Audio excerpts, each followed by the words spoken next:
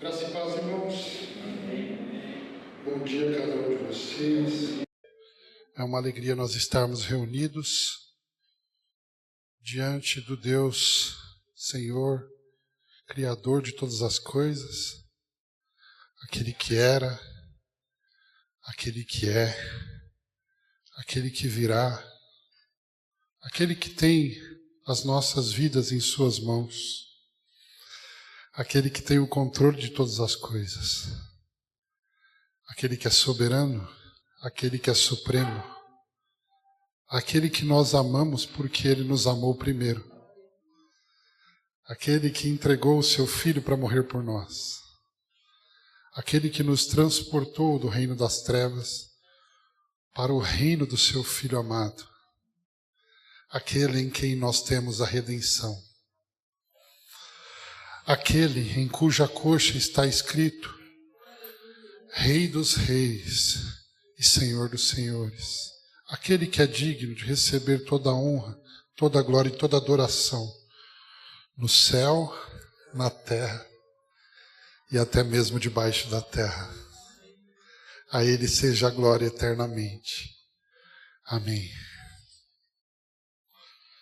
Irmãos, na última sexta-feira, os holofotes do mundo estavam direcionados à França, mais especificamente em Paris, que é a sede dos Jogos Olímpicos de 2024. E em meio ao grande espetáculo de abertura dos Jogos Olímpicos, o palco do esporte mundial deu um lugar a uma mensagem em favor da pluralidade e da diversidade sexual. Até então, nós não vemos nenhuma novidade nisso, porque nós sabemos que esse mundo jaz no maligno e que, em nome da liberdade, este mundo tem vivido em libertinagem. Isso não nos surpreende. Porém, durante a apresentação de abertura dos Jogos Olímpicos, houve um momento em que estava disposta uma mesa com algumas pessoas que, segundo a aparência, são drag queens, e essas pessoas eram a simulação, aquela imagem era a simulação do quadro Santa Ceia, ou A Última Ceia, de Leonardo da Vinci. Isso significa que aquela imagem era claramente uma provocação contra os cristãos, contra a fé cristã, contra o nosso Cristo. Nós devemos nos surpreender por isso? Não. Porque também não tem nenhuma novidade nisso. Mas eu queria fazer uma pergunta para mim e para você hoje. Por que o cristianismo? Por que não o islamismo? Por que não o hinduísmo? Por que não outra religião aparentemente inofensiva? A resposta, irmãos, é que não existe em nenhum lugar no mundo uma afirmação mais ameaçadora do que Jesus Cristo é o Senhor. Essa afirmação ela é muito ameaçadora. Então, ao atacarem o cristianismo de forma tão veemente, os adoradores da libertinagem sexual, eles estão simplesmente reconhecendo que apenas o cristianismo é uma ameaça para eles.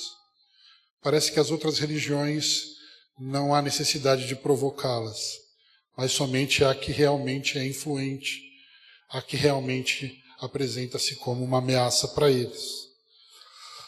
A pergunta é, mas será que Jesus está preocupado com isso, tanto quanto nós muitas vezes estamos? Porque logo quando há uma provocação contra o cristianismo, a gente vê muitos cristãos revoltados na rede social, repostando e falando, isso é um absurdo.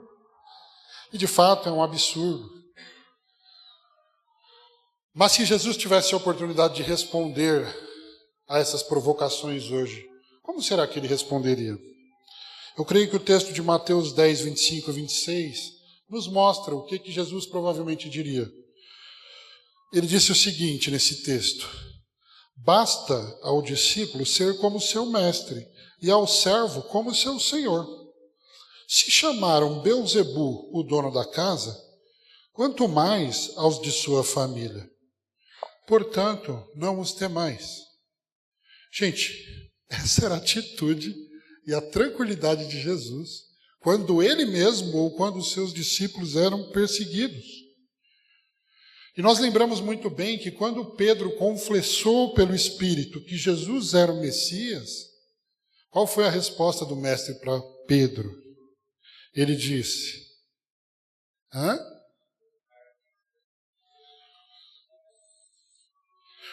Um pouco além, ele diz o seguinte: sobre esta pedra eu edificarei a minha igreja e as portas do inferno não prevalecerão contra ela. Jesus já tinha afirmado a vitória da igreja, através dele, é claro, por causa dele, é claro, desde o começo.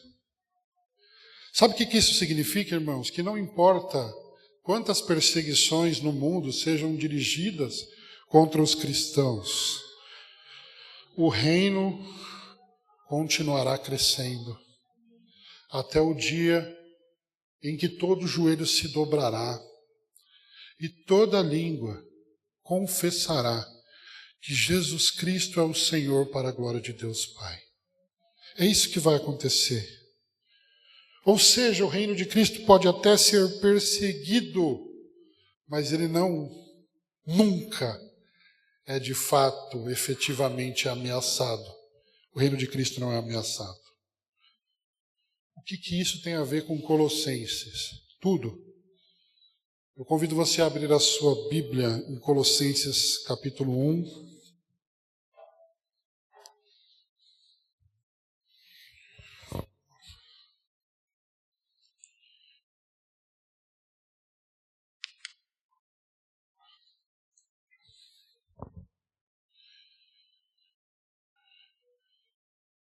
Carta de Paulo aos Colossenses, capítulo 1, nós vamos ler do versículo 15 até o versículo 23.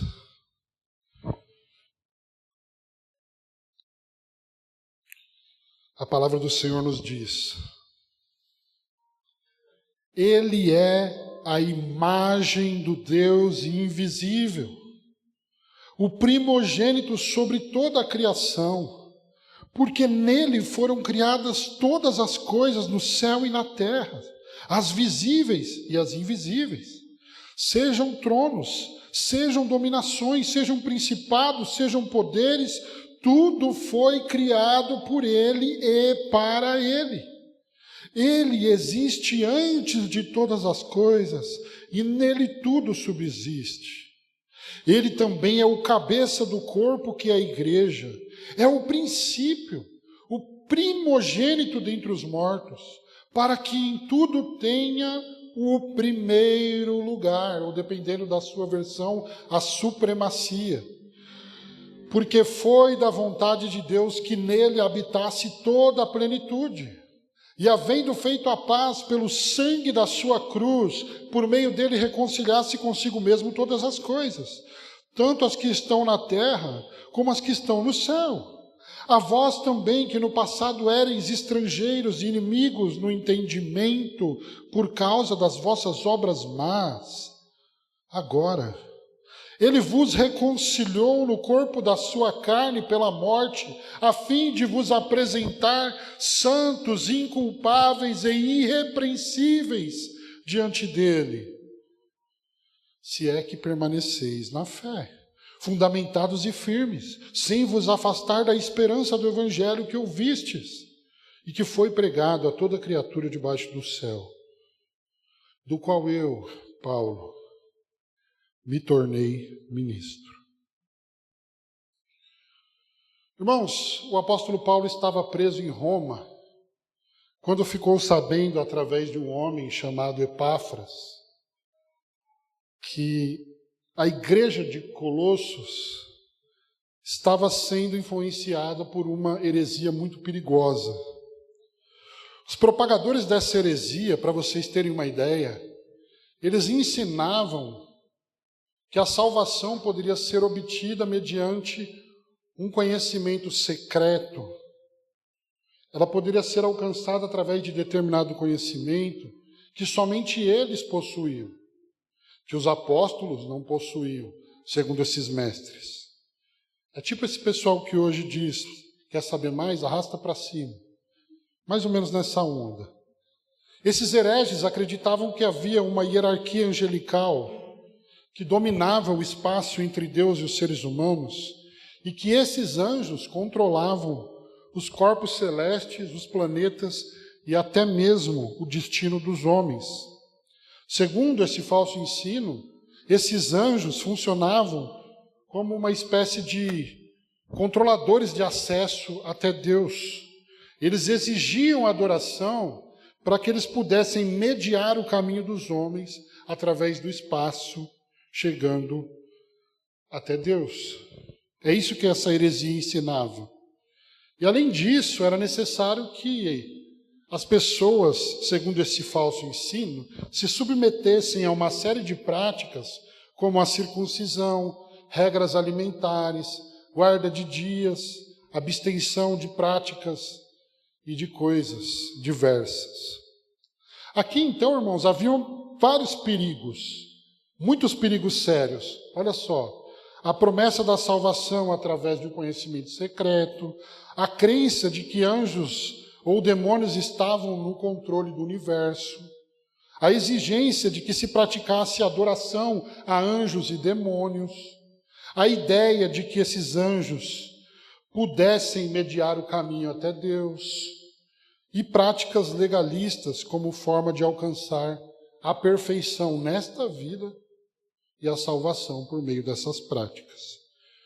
Então essa heresia era bem pesada, era uma mistura de muitas crenças e, resumidamente, no que diz respeito a esse trecho, eu creio que essas são as informações importantes que nós precisamos saber para entender o que Paulo está dizendo aqui. E ao ouvir tudo isso, Paulo ele não pensa duas vezes, ele escreve uma carta aos Colossenses com o objetivo de alertar e prevenir os colossenses contra esse engano. E como nós vimos até agora, nos versículos 1 e 2, Paulo apresenta os remetentes, os destinatários e a sua saudação àqueles irmãos. Dos versículos 3 a 8, ele expressa a gratidão a Deus pela fé e pelo amor dos colossenses. E dos versículos 9 a 14, ele encoraja os colossenses a viverem uma vida digna do Senhor. Só que agora não tem mais tempo a perder. Sem mais saudações, sem mais orações e desejos, porque essa igreja estava em perigo. E o que Paulo vai fazer? Como será que ele tratará desse assunto tão delicado? Será que ele conhecia essa heresia o suficiente para combatê-la? Ou será que ele faria um poderoso tratado a respeito da doutrina dos anjos? Será que Paulo estava preparado para esse embate? Estaria ele pronto para argumentar contra cada uma das mentiras que essa heresia de Colossos afirmava? Irmãos, a verdade é que nós não sabemos o quanto Paulo conhecia essa heresia. E tampouco nós sabemos o quanto Paulo dominava a doutrina dos anjos. Mas tinha um assunto que Paulo conhecia muito bem: Cristo. Esse assunto ele conhecia. Porque desde que Jesus foi ao encontro de Paulo no caminho de Damasco, o Espírito iluminou a face de Cristo diante dos olhos de Paulo. O Espírito iluminou os olhos de Paulo para que ele pudesse perceber a beleza que há em Cristo, a ponto de ele olhar para tudo que ele tinha, para tudo que ele era, e ele comparar tudo isso a Cristo e chegar a uma conclusão: que tudo que ele tinha era lixo, que tudo que ele tinha, comparado a Cristo, era só esterco, segundo ele. E é exatamente isso que nós, como cristãos, precisamos conhecer hoje. Ainda que você nunca tenha feito um curso de seitas e heresias, ainda que você não conheça nada sobre o Alcorão, o livro de Mórmon, ou a Bíblia das falsas testemunhas de Jeová, nós precisamos conhecer Cristo e estarmos prontos a falar a respeito dele. Isso o cristão precisa conhecer. Não pense você que para combater cada heresia você precisa conhecer tudo a respeito de todas elas. A gente ficaria doido, gente. Porque se a gente olhar as pesquisas, o número de seitas que surgem por dia, a gente não conseguiria acompanhar. Mas no mínimo o cristão precisa conhecer a verdade que professa. No mínimo o cristão precisa conhecer Cristo. Ele precisa saber falar de Cristo. Ele precisa saber quem é Cristo. Ele precisa saber o que Cristo fez. Ele precisa saber qual é a obra de Cristo. Isso a gente precisa saber. E nessa hora eu gosto de imaginar Epáfras. Epáfras, se você não estava no primeiro sermão dessa série, Epáfras, ele é um pastor da igreja de Colossos. Esse que está trazendo a preocupação para Paulo. Parece que ele fundou 3 comunidades, em Colossos, em Herápolis e em Laodiceia. E ele vem trazer esse relato para Paulo. Eu consigo imaginar Epáfras aflito, mas consigo imaginar também Paulo tranquilo, dizendo: Epáfras, fica tranquilo, eu já sei o que eu vou fazer. Talvez eu não tenha muito conhecimento sobre essa heresia, mas eu conheço o Cristo que me salvou. E é dele que eu vou falar. E é nessa convicção que Paulo, então, ele começa a combater essa heresia através do que muitos teólogos acreditam que fosse um hino de origem desconhecida. É possível que Paulo estivesse mencionando um hino que já existia por outra pessoa, ou poderia ter sido uma composição dele mesmo. Mas os versículos 15 a 20 desse texto que nós lemos é um hino, segundo defende a maior parte dos teólogos. E diante da heresia, Paulo simplesmente defende a supremacia de Cristo. Ele simplesmente apresenta a identidade e a obra de Cristo. Ele simplesmente apresenta quem Cristo é e o que Cristo fez, para depois e somente depois aplicar essas verdades à vida dos cristãos colossenses. Então vamos à primeira parte do hino. A primeira parte do hino, dos versículos 15 a 17, fala da supremacia de Cristo sobre toda a criação. Olha só, o texto diz: Ele é a imagem do Deus invisível, o primogênito sobre toda a criação. Porque nele foram criadas todas as coisas no céu e na terra, as visíveis e as invisíveis, sejam tronos, sejam dominações, sejam principados, sejam poderes, tudo foi criado por ele e para ele. Ele existe antes de todas as coisas e nele tudo subsiste. A gente lendo dá até vontade de cantar, né? Que a gente tem uma música que canta essa letra e nos ajuda a memorizar o texto bíblico. Essas músicas são as melhores. Bom, perceba que Paulo usa aqui 2 expressões para descrever Jesus. Em primeiro lugar, ele diz que Jesus é a imagem do Deus invisível. E, de fato, o Deus da Bíblia é invisível. Quando Paulo escreve a Timóteo 1,17, ele diz, 1 Timóteo 1,17, ora, ao Rei dos séculos imortal e invisível, ao único Deus sejam a honra, a glória e o louvor para todos sempre. Amém. O nosso Deus é, de fato, invisível. E é bom que Deus seja invisível, porque se nós contemplássemos com os nossos olhos pecaminosos a glória desse Deus, certamente cada um de nós morreríamos ao olhar para a glória dele. Moisés pediu: deixa eu ver sua glória. Ele falou: olha, minha bondade vai passar diante de você, Moisés, mas se esconde. Porque Deus disse isso porque ele sabia que Moisés morreria.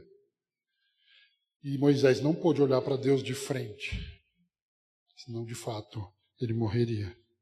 Irmãos, o fato de Deus ser invisível deve nos fazer evitar compará-lo com qualquer tipo de imagem, porque isso certamente é uma ofensa contra a glória de Deus. Se você comparar Deus com uma imagem feita que represente Deus, é uma ofensa porque Deus é muito maior do que essa imagem. Mas de repente você fala: e se a gente comparar Deus com esse salão? Esse salão é grande. Não, mas Deus é muito maior, isso é uma ofensa contra a glória de Deus. Mas e se nós compararmos Deus com o bairro do Zaira? O bairro do Zaira é enorme, mas Deus é muito maior, ainda é uma ofensa. Não, então vamos comparar Deus com o Brasil? O Brasil é um dos maiores países do mundo, ainda é uma ofensa. E mesmo que a gente compare Deus com o universo, nós ainda estaremos ofendendo a glória dele, porque ele é maior do que o universo. Por isso que se diz que o nosso Deus é incomparável, porque não existe nada na criação, não existe nada no céu, na terra, nem debaixo da terra, que se equipare a ele. Essa comparação é completamente errada. E é por isso que é dito entre os 10 mandamentos que nós não devemos fazer imagem de escultura que represente o nosso Deus. A única imagem de Deus que é aceita é aquela que ele mesmo estabeleceu. Qual que é? Gênesis 1, 26 ao 28. O que diz lá? Façamos o homem à nossa imagem, conforme a nossa semelhança. A única imagem que Deus permite de si mesmo é o homem que ele criou. Essa é a imagem de Deus. No entanto, irmãos, depois que o pecado entrou no mundo, através de Adão, apesar da imagem de Deus no homem não ter sido perdida, ela foi deformada. O homem é uma imago Dei, é uma imagem de Deus, só que imperfeita. Ele não perdeu essa imagem, mas essa imagem foi deformada pelo pecado. Porém, irmãos, quando o Verbo se fez carne, quando Jesus encarnou num corpo humano, o apóstolo João registrou, João capítulo 1, versículo 18, ele diz: ninguém jamais viu a Deus, mas o Deus unigênito que está ao lado do Pai foi quem o revelou. Quer dizer que no momento em que Cristo encarnou, o Deus invisível se materializou, se tornando visível em Cristo Jesus. Quem é esse Cristo? Ele é a imagem do Deus invisível. Mas ele não é a imagem do Deus invisível somente na encarnação. Ele já era a imagem do Deus invisível antes da criação do mundo, antes de todas as coisas. Ele já era a imagem exata de Deus. É na encarnação, é na ressurreição e é depois da ressurreição. Ele sempre foi. Hebreus vai dizer que ele é a exata expressão do ser de Deus. Uma vez Filipe chegou em Jesus e disse: Senhor, mostra-nos o Pai, isso nos basta. Já pensou que maravilha, gente? Senhor, me mostra o Pai, eu quero ver o Deus invisível. A resposta de Jesus falou: Filipe, vocês não entenderam ainda, vocês não me conhecem. Quem vê a mim, vê o Pai. Ele é a imagem do Deus invisível. Cristo é a manifestação perfeita do Pai. E o Pai se revela perfeitamente em Cristo. É isso que Paulo está dizendo através desse hino. A segunda expressão que Paulo usa nessa primeira parte do hino é que Jesus é o primogênito sobre toda a criação. E as falsas testemunhas de Jeová, elas interpretam essa expressão como se estivesse dizendo que Jesus é a primeira criação de Deus, que Jesus teria sido criado por Deus em determinado momento da história. Porém, o significado da expressão primogênito sobre toda a criação significa tão somente Senhor da criação, porque naquela cultura o primogênito era aquele que detinha o direito de todas as coisas. Esse é o significado. Então Paulo está dizendo que Jesus é Senhor e que Ele é o dono de todas as coisas, porque todas as coisas foram criadas nele, por Ele e para Ele. Todas as coisas, e não somente no mundo visível. Ele está falando também do mundo invisível. Isso inclui toda aquela hierarquia de anjos que a heresia de Colossos dizia que devia ser adorada para que os homens pudessem ser mediados por esses anjos para chegar até Deus. Paulo está querendo dizer: ei, esses anjos que vocês estão adorando, eles são criatura dele. Esses anjos, mediante os quais vocês estão se prostrando, foram criados por Ele. Ele é maior, Ele é o supremo, é Ele quem verdadeiramente está no trono, é Ele quem é soberano sobre todas as coisas. E aí Paulo usa 4 expressões aqui, e parece que ele está se referindo à hierarquia dos anjos, que a heresia de Colossos afirmava que existia. Tronos, parece que é o mais alto, depois dominações, principados e poderes. E Paulo está dizendo, são meras criaturas de Deus. A heresia dizia que esses anjos controlavam o universo e o destino dos homens. Mas Paulo está dizendo, não. Quem controla o universo é Cristo. Quem reina sobre o universo é Cristo. Porque do Senhor é a terra e a sua plenitude, como diz o Salmo 24. Tudo pertence a Ele. Tudo é dele, tudo é por Ele, tudo é para Ele. Paulo defende que o único e verdadeiro soberano do universo é Jesus. Ele reina com supremacia sobre toda a criação. Ele é o Criador, e Ele não é só o Criador. Jesus é o sustentador do universo. Irmãos, tem um texto na Bíblia que diz que se Deus aspirasse com força o ar da terra, todos nós morreríamos. E por mais que a gente se ache autossuficiente, a gente precisa lembrar que o ar que nós respiramos é dele, que o chão que nós pisamos é dele, que a vida que nós vivemos é dele, é o sopro dele nas narinas, que ele formou do barro dele. Tudo é dele. Tudo pertence a ele. Quem somos nós? Nós somos apenas pó soprado.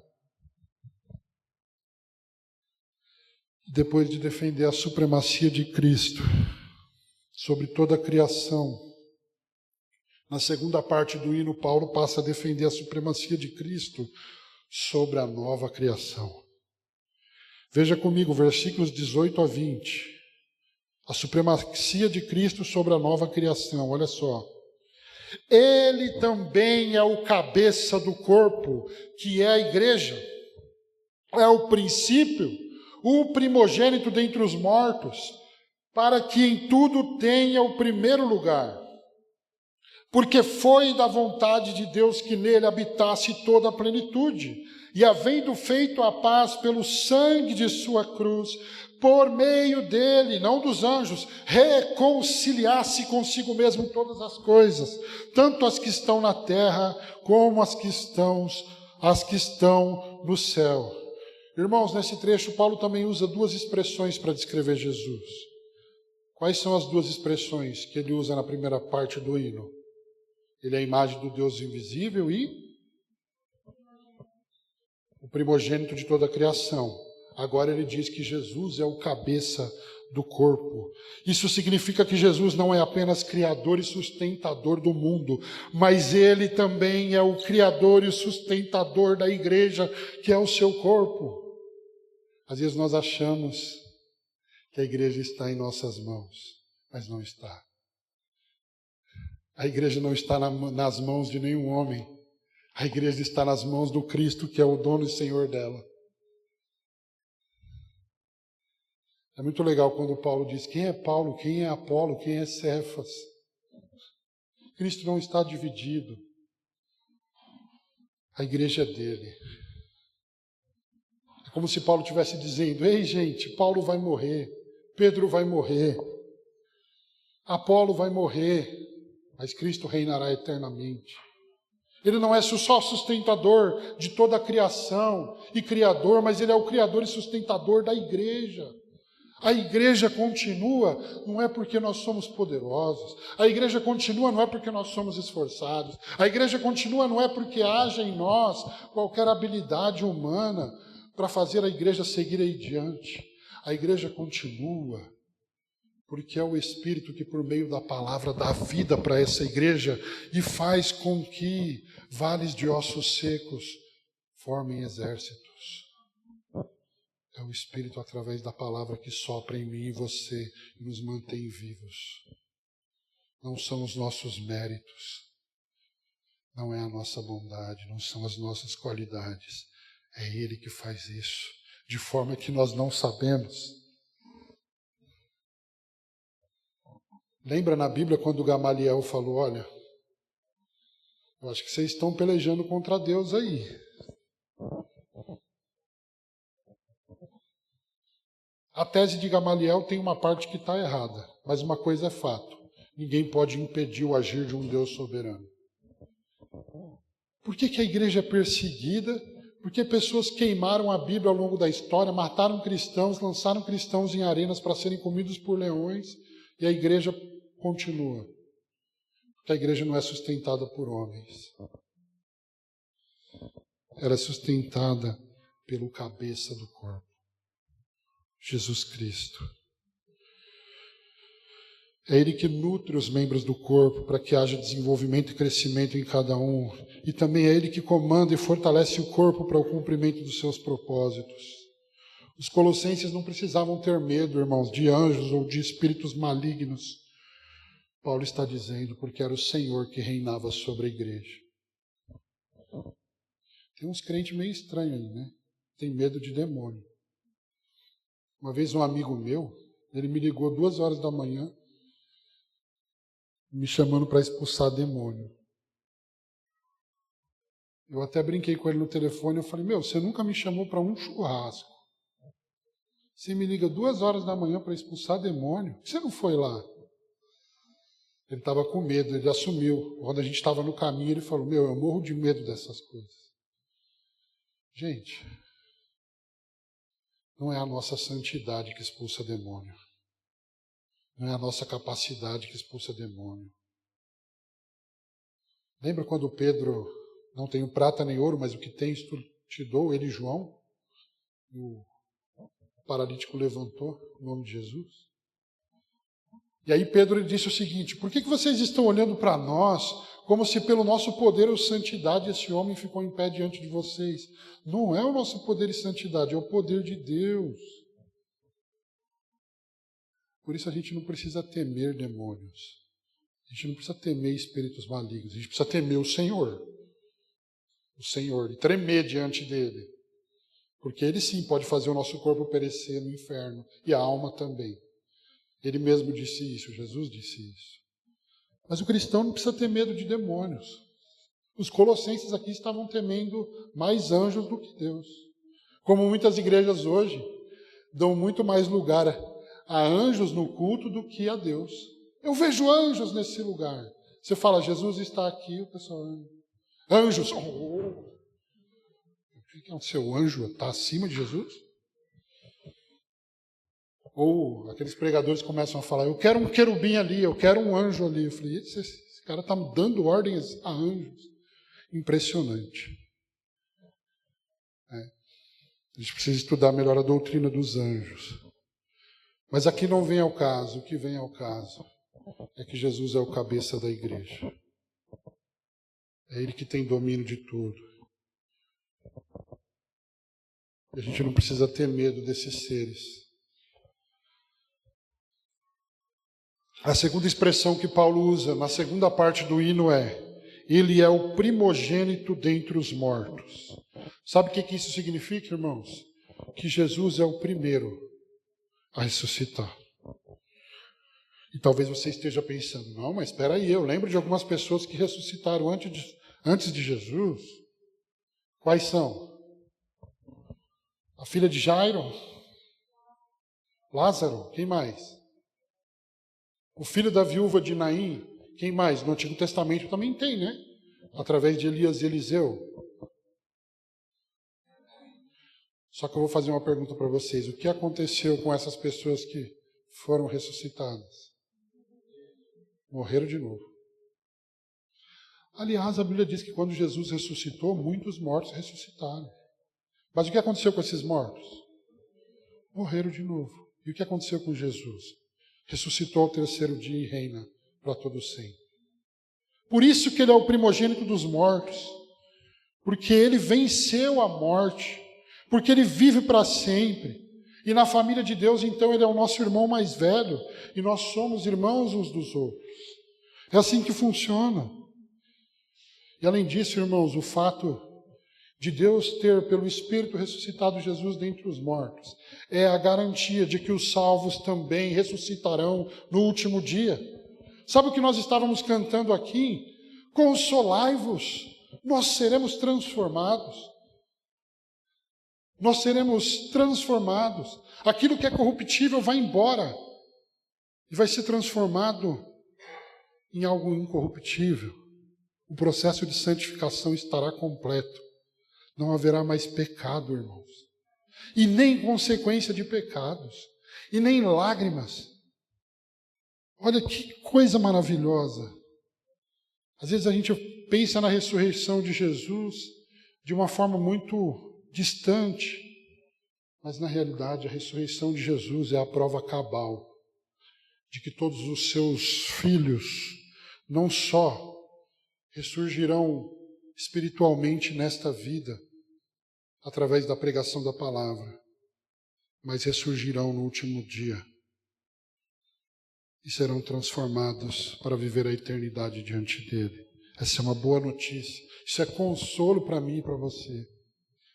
Isso é consolo para aquele que está lutando com os seus pecados todos os dias e muitas vezes não consegue vencer, e muitas vezes cai, e muitas vezes sofre com isso. Irmãos, o governo de Cristo é tão elevado que ele triunfou sobre o pecado, sobre a morte, sobre a condenação. Na cruz, por meio do seu sangue, diz esse hino, ele fez a paz para reconciliar todas as coisas consigo mesmo. E aqui a argumentação de Paulo, através desse hino, sobre a supremacia de Cristo está completa. Ele diz, Cristo é a imagem do Deus invisível, ele é o primogênito da criação, aquele que detém o direito de toda a criação, ele é Senhor de toda a criação, ele é o cabeça do corpo, que cria e sustenta a igreja no mundo, ele é o primogênito dentre os mortos, a garantia da ressurreição final. E Deus fez isso, para que nele e em Jesus habitasse toda a plenitude. Deus fez isso para que, segundo o texto, em tudo Jesus tivesse o primeiro lugar. A heresia de Colossos estava colocando os anjos acima de Jesus. Estavam colocando os anjos em posição de adoração, em posição de mediação entre Deus e os homens. Mas o texto diz de forma clara que quem senta no trono é Cristo. O primeiro lugar é dele. Louvado seja o Senhor por isso. Então o argumento de Paulo até aqui é: ele é o Cristo Supremo sobre toda a criação, e ele é o Cristo Supremo também sobre a nova criação. E aí, dos versículos 21 a 23, Paulo vai trazer a aplicação do que ele estava ensinando. Acompanhe comigo. Percebe que até agora ele estava falando só de Jesus. E agora o que ele diz? A vós. Quer dizer, se Jesus é tudo isso, e se Jesus fez tudo isso, se Jesus morreu na cruz, e por que Jesus morreu na cruz? O que eu tenho a ver com isso? O que isso muda? O que isso mudava para os colossenses? Vamos ver isso nos versículos 21 a 23. A vós também, que no passado éreis estrangeiros e inimigos no entendimento por causa das vossas obras más, agora ele vos reconciliou no corpo de sua carne pela morte, a fim de vos apresentar santos, inculpáveis e irrepreensíveis diante dele, se é que permaneceis na fé, fundamentados e firmes, sem vos afastar da esperança do evangelho que ouvistes e que foi pregado a toda a criatura debaixo do céu, do qual eu, Paulo, me tornei ministro. Ou seja, irmãos, os cristãos de Colossos não precisavam de conhecimento secreto para serem salvos. Eles não precisavam adorar anjos. Eles não precisavam que esses anjos fossem mediadores entre eles e Deus, porque a obra de Cristo era suficiente. Porque a obra de Cristo é suficiente Paulo diz anteriormente, os colossenses como nós éramos estrangeiros. Irmãos, antes de tudo, nós éramos inimigos de Deus. Não tem uma pessoa aqui, do pastor ou qualquer outra pessoa que esteja aqui, que não era inimigo de Deus, antes da manifestação do que Cristo fez em sua obra na cruz do Calvário. Nós éramos inimigos. O que você faz com o inimigo? No caso de Deus, no dia final ele vai destruir os seus inimigos.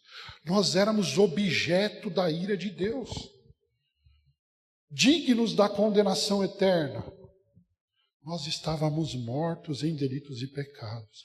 Nós éramos estranhos às alianças da promessa. Nós vivíamos sem Deus no mundo.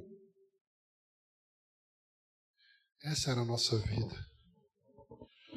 Mas o Evangelho ele vai dizer mais Deus. E esse mas faz toda a diferença. Deus, em sua infinita misericórdia, Ele nos transportou do domínio das trevas para o reino do seu Filho amado. Pensa como essa afirmação é importante. Os colossenses estão com medo de demônios. O Paulo está dizendo, Ele transportou vocês desse domínio. Vocês não estão debaixo do domínio dos demônios, vocês estão debaixo do senhorio do nosso Senhor e Salvador Jesus Cristo.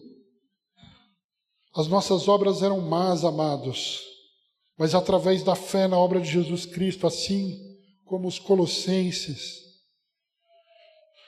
nós somos reconciliados com Deus e por isso também justificados. Sabe o que significa justificados? Significa declarados justos.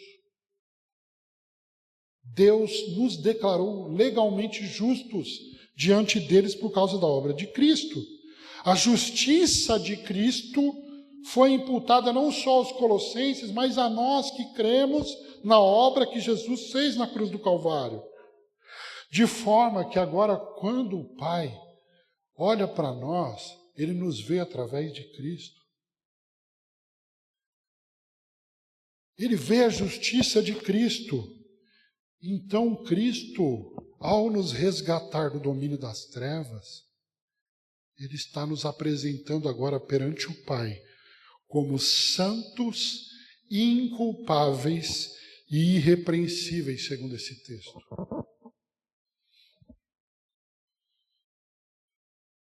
E talvez você já esteja bugado e pensando, mas eu cometo muitos pecados. Mas eu faço coisa errada. Mas eu sou uma tranqueira. É mesmo. Eu também. Nós somos. Nós não somos apresentados perante Deus inculpáveis porque não cometemos mais pecados. Mas porque a dívida que nós tínhamos contra Deus. Sabe qual é o valor dessa dívida? Todos os pecados que você já cometeu, mas todos os pecados que você comete hoje, mas todos os pecados que você vai cometer na sua vida. Olha o tamanho dessa dívida. O que a gente poderia fazer para salvar-nos da condenação? Nada. A não ser confiar em alguém melhor do que a gente. Alguém que pudesse nos perdoar os pecados e nos purificar de toda injustiça. Querido, se nós confiarmos na nossa carne, nós cairemos. Nós seremos reprovados e eternamente condenados. Mas todo aquele que confia não nas suas obras, mas na obra que Jesus Cristo realizou na cruz do Calvário, esse tem o perdão dos pecados. Esse tem a redenção e esse é apresentado perante Deus inculpável. Sabe? Talvez há pecados na sua vida que você já se arrependeu há muito tempo, mas as pessoas ainda estão te rotulando por causa dele.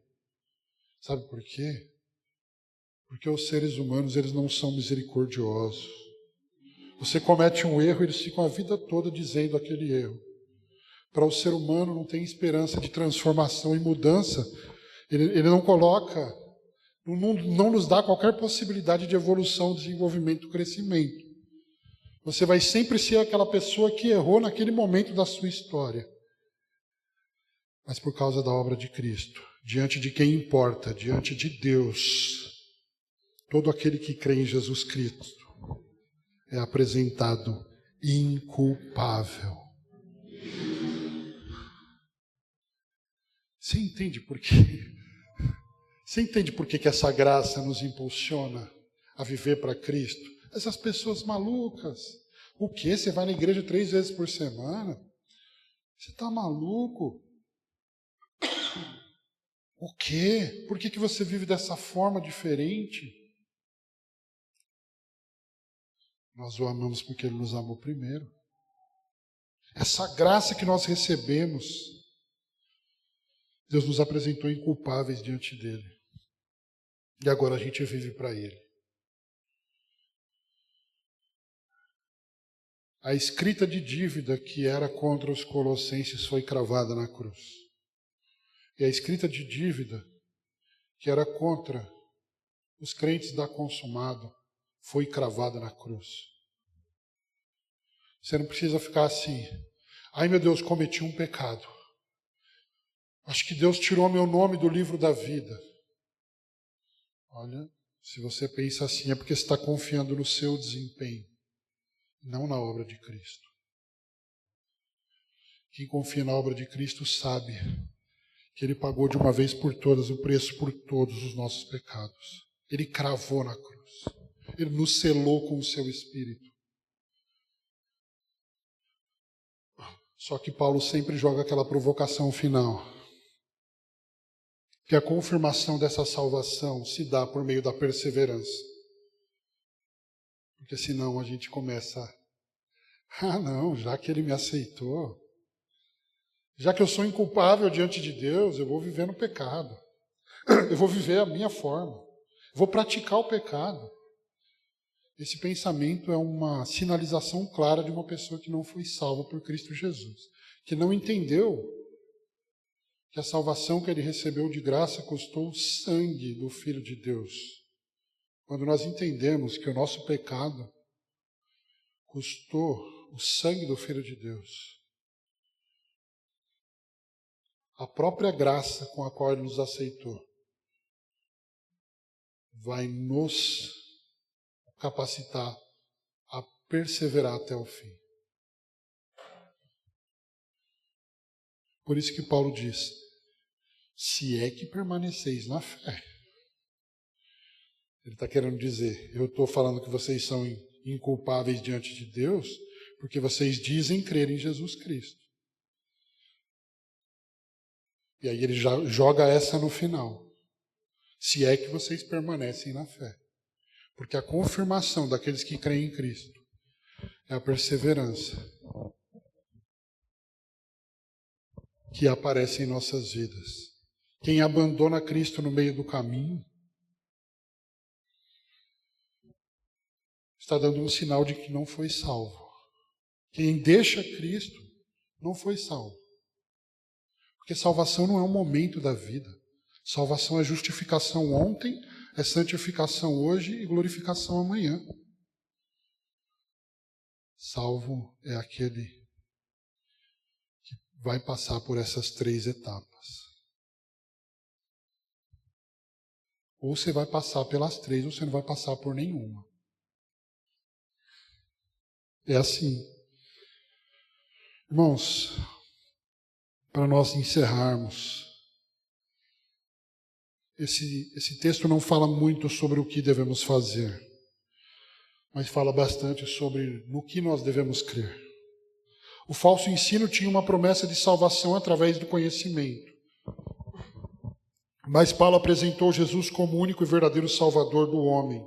Não há outro nome dado entre os homens pelo qual nós devemos ser salvos.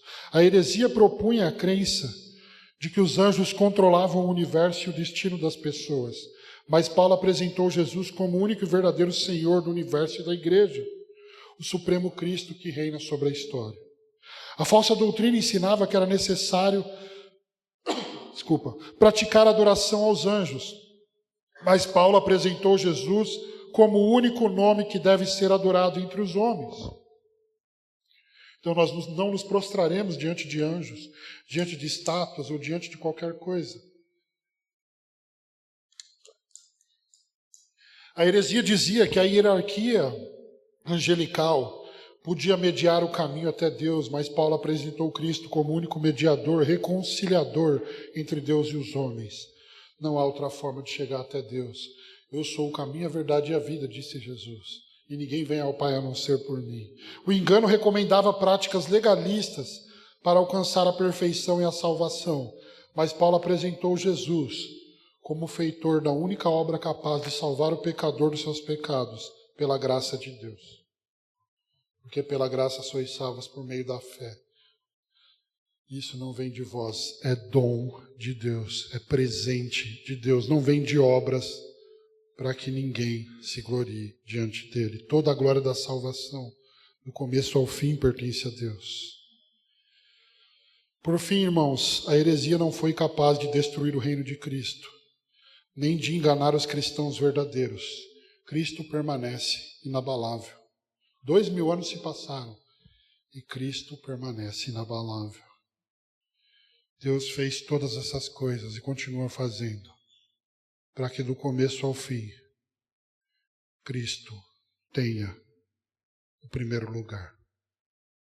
É Ele que se assenta no trono mais elevado do universo. Eu te faço algumas perguntas. Jesus tem sido o primeiro na sua vida, no seu casamento, no seu trabalho, nos seus negócios. Jesus tem sido o primeiro nas suas palavras, nas suas ações, nas suas atitudes. Porque aquele que foi salvo por Jesus, ele foi salvo para as boas obras. Ele não pratica boas obras para que Cristo o salve, mas tendo sido salvo por graça, agora a mesma graça o capacita a obedecer a Cristo. E aí as obras aparecem. Uma fé que não traz consigo resultado de obras é uma fé falsa, segundo o livro de Tiago. Então, é importante que eu e você nos perguntemos: onde estão as marcas de Cristo na minha vida? Na minha forma de falar, na minha forma de viver, na minha forma de andar, na minha forma de trabalhar, na minha forma de fazer amizade, na minha forma de fazer amigos e por aí vai. Cristo é o Senhor da nossa vida. Ele é o Senhor da nossa semana, ou só do nosso domingo. O restante dos dias nós vivemos como queremos. São perguntas que nós precisamos fazer. Cristo é Senhor das nossas vidas só quando estamos aqui dentro ou quando estamos lá fora. A lei dele, as palavras dele, a vontade dele importa para o momento que nós estamos aqui ou para toda a nossa vida, para as nossas decisões políticas, para tudo que nós fazemos. Ele é o Criador de todas as coisas, ele é antes de tudo. E a vontade dele deve reinar sobre tudo nas nossas vidas. Irmãos, quando provocações como a da abertura das Olimpíadas acontece, eu temo que alguns de nós sejam afetados demais, a ponto de ficarmos decepcionados. Mas o que nós podemos esperar de pessoas não regeneradas? E o que nós devemos fazer diante de ataques como esse? Não. Nós não precisamos revidar com agressividade contra essas pessoas. Nós não precisamos revidar com agressividade quando na parada gay o pessoal começar a fazer aquelas manifestações contra Cristo, zombando da pessoa de Cristo. Nós não precisamos defender o reino de Cristo com argumentos humanos. Então o que nós fazemos? E aqui eu encerro. O príncipe dos pregadores, Charles Spurgeon, ele diz o seguinte: parece-me que houve eras em que a defesa da Bíblia e sua exposição foram ambas objeto de redobrado esforço. Mas, se de hoje em diante devotamos todo o nosso empenho à sua exposição e disseminação, ela fará conta perfeitamente de se defender a si mesma.